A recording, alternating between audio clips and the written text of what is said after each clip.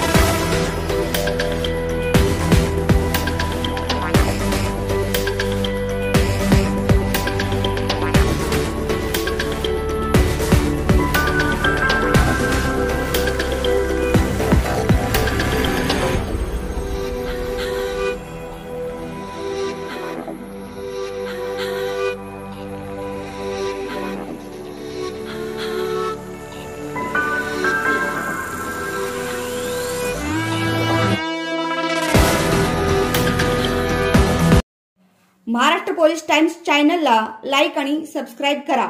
धन्यवाद।